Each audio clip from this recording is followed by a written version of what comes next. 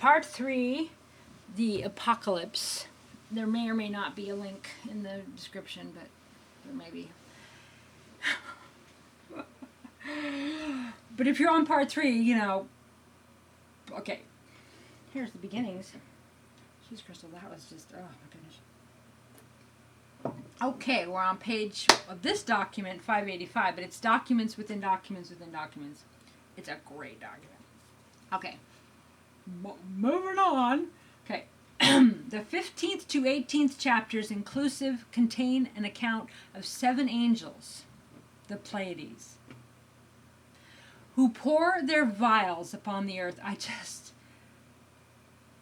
felt just tears, just so much joy at that. This is just such great information. I feel it. There's something about it.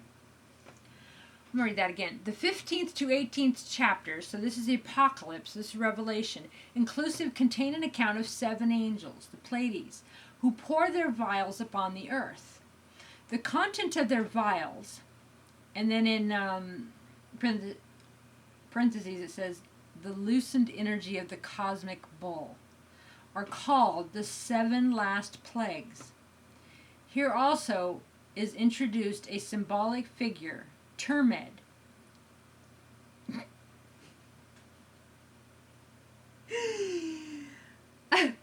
Okay, termed. A symbolic figure termed the Harlot of Babylon.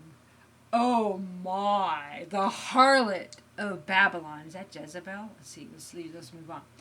Which is described as a woman seated upon a scarlet-colored beast, having 7 heads and 10 horns.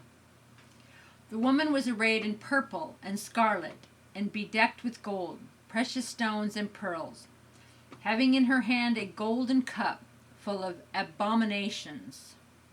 Oh my.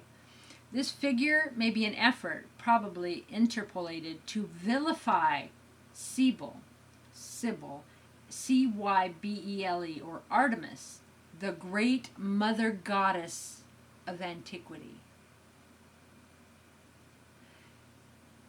So, the whore of Babylon is mother goddess.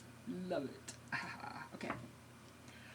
Because the pagans venerated the Mater Deorum, which I think means mother goddess, so it's Materdeorum, through symbols appropriate to the feminine generative principle, they were accused by the early Christians of worshiping a courtesan. As nearly all the ancient mysteries included a test of the neophyte's moral character, the temptress, the animal soul, is here portrayed as a pagan goddess. In the 19th and 20th chapters is set forth the preparation of that mystical sacrament called the marriage of the Lamb. The bride is the soul of the neophyte, which attains conscious immortality by uniting itself to its own spiritual source. That's cool. You're immortality, you're practicing the God law all the time in whatever form you're in, and you're generating your own energy and your own life force, and you don't need anything outside of you to create for you.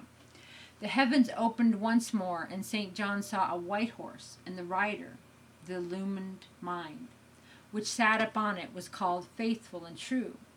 Out of his mouth issued a sharp sword, and the armies of heaven followed after him.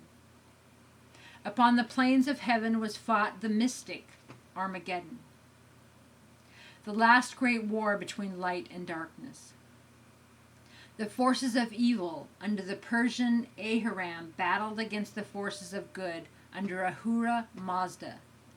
Evil was vanquished, and the beast and the false prophet cast into a lake of fiery brimstone.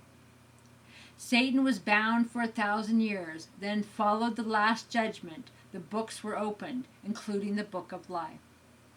The dead were judged according to their works, and those whose names were not in the book of life were cast into the sea of fire. That's so just like the channeled information about, how we're doing now and how 3D, the consciousness go to keep working that stuff through. But these dark demons, these people doing these horrible things here, that they will just be gone into this fire that dissolves them to where they really don't exist. This is just so cool. To the neophyte, Armageddon represents the last struggle between the flesh and the spirit, when finally overcoming the world. The illumined soul rises to union with its spiritual self. The judgment signifies the weighing of the soul and was borrowed from the mysteries of Osiris. The judgment signifies the weighing of the soul. Okay, Osiris is Osiris. The rising of the dead from their graves and from the sea of illusion represents the consummation of the process of human regeneration. The sea of fire into which those are cast who fail in the ordeal of initiation signifies the fiery sphere of the animal world. In the 21st and 22nd chapters are pictured the new heaven and the new earth to be established at the close of Ahriman's reign, Ahrimans. St. John, carried in the spirit to a great and high mountain, the brain, beheld the new Jerusalem, descending as a bride adorned for her husband. The holy city represents the regenerated and perfect world, the true ashlar of the Mason. And ashlar is Ashlar. For the city was a perfect cube, it was written. The length and the breadth and the height are equal. The foundation of the holy city consisted of 144 stones in 12 rows, from which it is evident that the New Jerusalem represents the microcosm, patterned after the greater universe in which it stands. The 12 gates of this symbolic dodecahedron are the signs of the zodiac, through which the celestial impulses descend into the inferior world.